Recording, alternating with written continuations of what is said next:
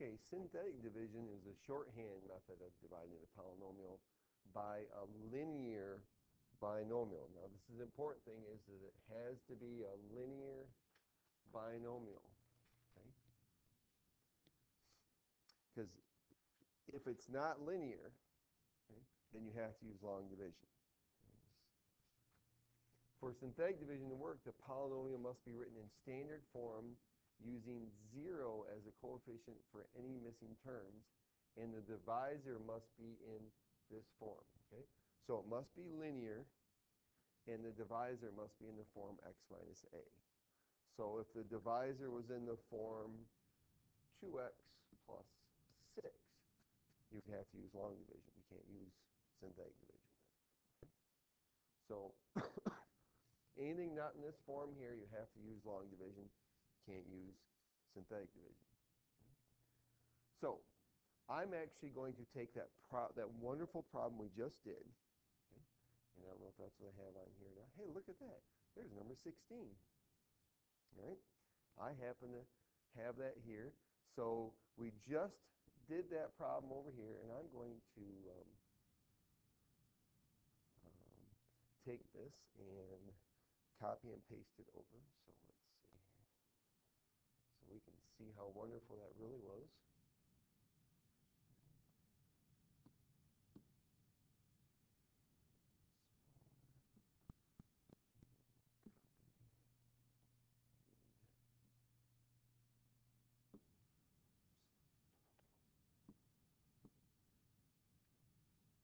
So there it is. All the fun we just did with number 16 using long division. Okay? That's long, tedious, and ugly. All right? Now, for using synthetic division, all we use is the coefficients. Okay? And let me make this a little bigger because I do want to see it. Now, here's how we set this up for synthetic division. Right? You're going to put a little backwards L here, half of a box on the left-hand side. And you're going to, in here, we're going to put the 0 for the divisor. Okay? So if this is my divisor, what would be the 0 there? What makes x minus 4 equal to 0? What value of x? 4 does. Okay? So we're going to put 4 in there. Okay? It's always going to be the opposite. All right? So think of it that way. What's that? Nope. We're going to take what makes it equal to 0. What makes x minus 4 equal 0? Well, that means x would equal 4. Okay? So we want to use the 0 for the divisor. Okay? And then we're going to put on this same line then, we're going to put just the coefficients of the dividend. So the coefficient of x to the fourth is 1. The coefficient of x cubed is negative 3. The coefficient of x squared is 0. So you still have to, I'm spacing these out a little bit. Okay? You still have to put in that place value there for x squared. Coefficient for x is negative 7. And the coefficient, the last coefficient is negative 14. And then we're going to leave basically a line's worth of spacing and then draw a line.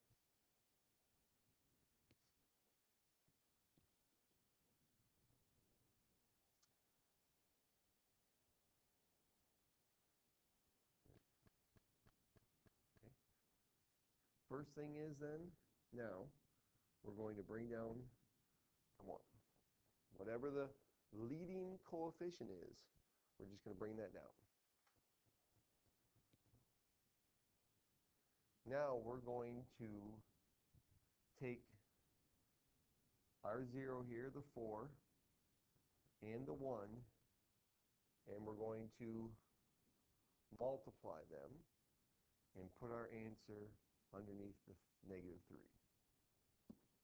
So 4 times 1 is 4. And then I'm going to combine them. Negative 3 plus 4 is 1. Okay, so I want you to look at something for a minute. Okay? Look over here at our long division. First thing we started out with was a 1 there. And then after we combined them, we ended up with a 1 here. Yeah, yep. Okay. Now, we're going to do that same process all the way down through here. So then the next thing is, we'll take this 4, and we're going to multiply it by that 1, and move it to the next spot. 4 times 1 is 4. And then we're going to combine them, so we're going to add them together. 0 plus 4 is 4.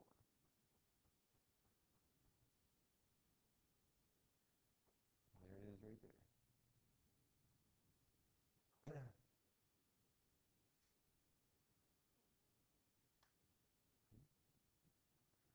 Then we're going to do that again. So then we'll take 4, multiply it by this 4, and move it up to the next spot. 4 times 4 is 16. Hey, look at that. There's a 16 right there. Okay. Combine them. Negative 7 plus 16 is 9.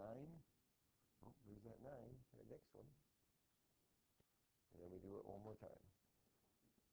Negative 4 times 9. We move to the next spot. It's 36. Negative 14 plus 36 is 22. So here's all of our coefficients we had along the top row. Our answer for the long division. Now here's the thing that we always know is going to happen then, okay?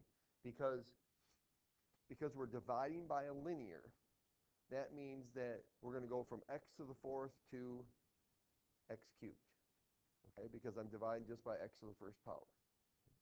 So that means then that when I rewrite this, this first term is always going to have a degree of 1 less than what our dividend was. So if this was x to the 4th, my first term, then this is, so these are the coefficients then of our terms. We got 1x cubed plus 1x squared plus 4x plus 9, and then plus 22 over x minus 4.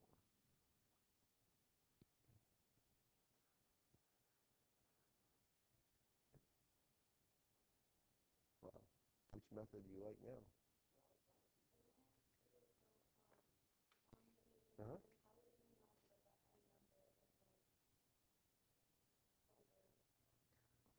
Right. This is always the degree, 1 degree less than this. Okay? So this is going to be x cubed. So we're talking about, so this is x cubed here, right? Then x squared, then x, because it always decreases by 1, then our constant, and then this thing right here, the very last number we have here is always going to be our remainder. Okay? And so you could even go the opposite way. You could think of, okay, it's our remainder, our constant, x, x squared, x cubed. Okay? So which direction works better for you, then go that direction. So, but yep, the very last number here is our remainder, and that's going to be very important because when that it tells us also whether it is a factor or not. Okay? It tells me whether x minus 4 is a factor, because if this turns out to be a 0, then x minus 4 is actually a true factor of that problem. All right, so let's take a look at another one.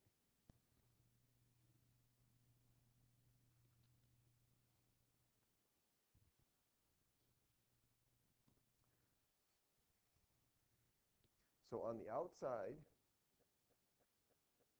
of our little box,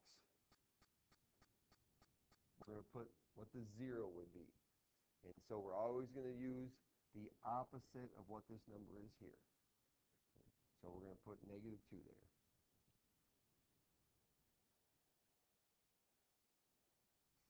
And then we're going to just list the coefficients. 3, negative 1, there's no x squared, so 0 again for that. 5, negative 1.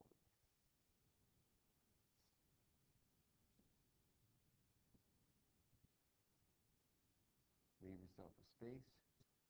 Draw a horizontal line.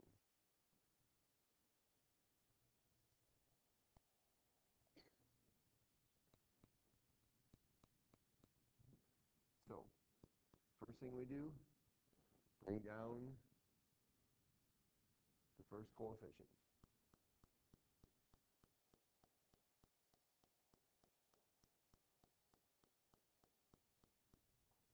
And then we multiply and add. So we multiply these two together, put it there. So negative 2 times 3 is negative 6. And when I combine negative 1 and negative 6, I get negative 7.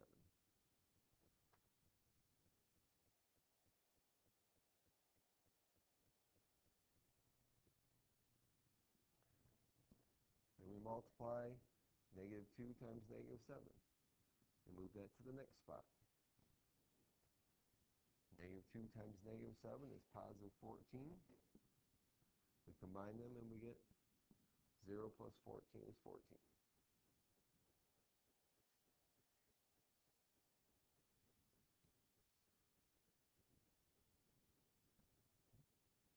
Then we do negative 2 times 14. Put that here. So that's going to be negative 28. Combine them, we get negative 23.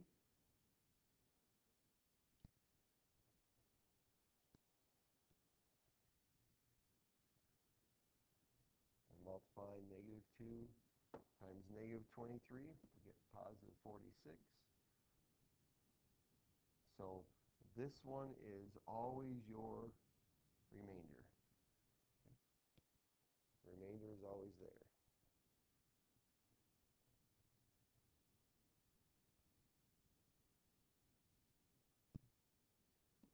So my answer, since I started with since it was x to the 4th to start with, then the first term is going to be cubed.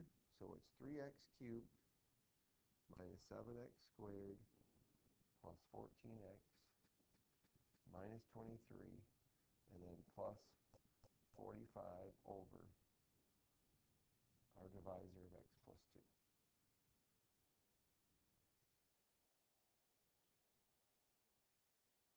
That's definitely a lot faster and easier, isn't it? Okay. You know, and that's the reason we got to do both, because we're not always dividing by a simple linear binomial. Okay. Now, do you know that there is a way to check to see if this is correct? There's a way to check to see if it's correct. Okay, so take out your calculator. See how many windows I got to close in.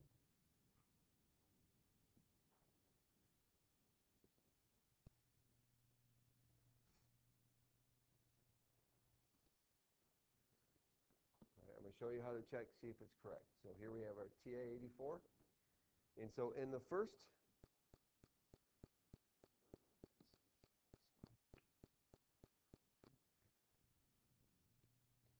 so on the first line, you're going to put our 3x cubed, or 3x to the 4th, excuse me, 3x to the 4th minus x cubed, so we're putting our dividend here, plus 5x minus 1. We're going to put that in the first line, and y1. Okay, and y2 then, we're going to put in parentheses the divisor, x plus 2, and then we're going to multiply that by our answer. Now that makes sense, right? We're doing a division problem. To check, see if you did it right, you multiply what you divided by times your answer. So we'll put in here 3x cubed minus 7x squared plus 14x minus 23 plus, okay, and here's that nice fraction key comes in handy on your calculator. So we can go alpha F1, put a fraction there of 45 over x plus 2. And then make sure you scroll over and close your parentheses. All right, now where am I going to look to see if to tell whether they're the same or not? Okay, if they're on top of each other with graph, but which, or where else can I go? I can look at the graph or the table, right? So if we look at the graph, right, so here's our graph. Okay, it's still working. Okay, I can't tell if they're both there or not, can I? Right? But if I go to the table, right, in the table I can definitely tell because I can see all the values for y1 and y2. If all the values are the same, I did it right. Right? And so here we checked our answer and we did the work correctly. So we're going to use synthetic division basically to do something that's called synthetic substitution. And all synthetic substitution is evaluating a polynomial. So for instance, you used to see problems where it said, look like something like this. It would say, evaluate x cubed plus x squared minus 7 for x equals 2, right? Remember seeing problems like that? It says to evaluate. Okay. Right. Well, actually, you can use synthetic division or synthetic substitution to do that also. And this is basically what they're telling us is that if a polynomial function is divided by x minus a, then the remainder is, okay, the remainder r is what I get when I put that value of x in for there. So let's check something out for a moment. All right, I want you to take and I want you to put x cubed minus 4x squared plus 5x plus 1 in your y equals. Okay? So whatever the other stuff you have in your y equals that we just did, clear that out and put this in your y equals. No calculator, Jasmine? You want to borrow a calculator? Oh, you have your form. All right. All right. So if we put that in our y equals on our calculator, this is basically what we're doing here, is we're just finding the value of what is y equal when we put that number in for x. So x cubed minus 4x squared plus 5x plus 1.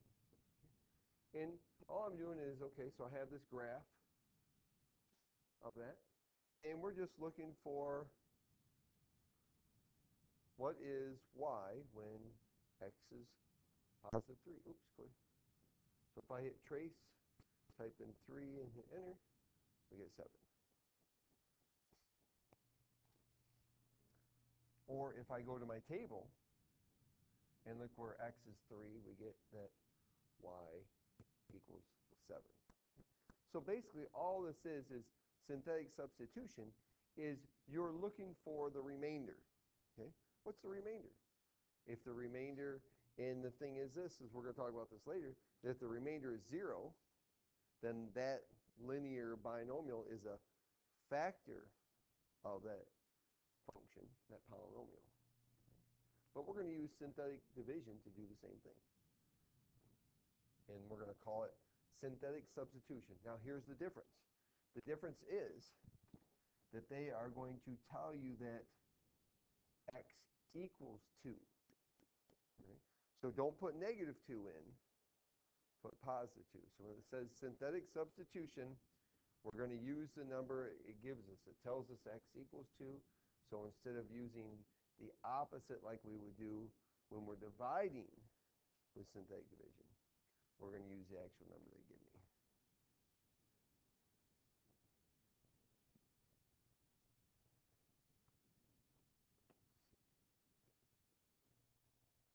So it's just a matter of basically you're still just doing the synthetic division.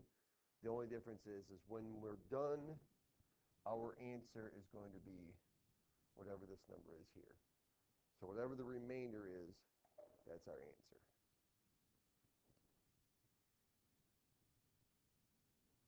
So we bring down the 2. 2 times 2 is 4, so we get 9 here, and we combine them. Then multiply 2 times 9, we get 18. So negative 1 plus 18 is 17. 2 times 17 is 34. So my answer is 41. Done. I'm not writing it out as, it's not x squared plus 9x plus 17 plus 41 over whatever. The answer is, now with synthetic substitution, that number I get for the remainder is my answer. So that would be the same. So if I went and did this,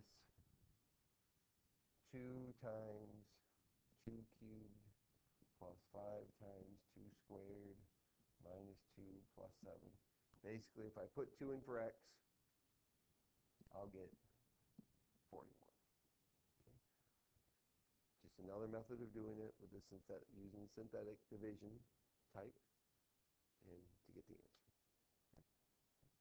That's pretty easy, right? Pretty clear. This type right here?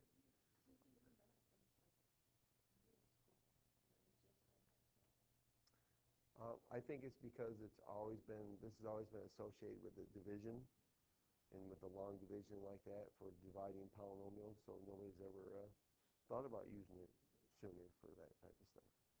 But yeah, it would be easier, wouldn't it? Right. No, not the synthetic division. We didn't do that in Algebra B, I don't think. So, okay. All right.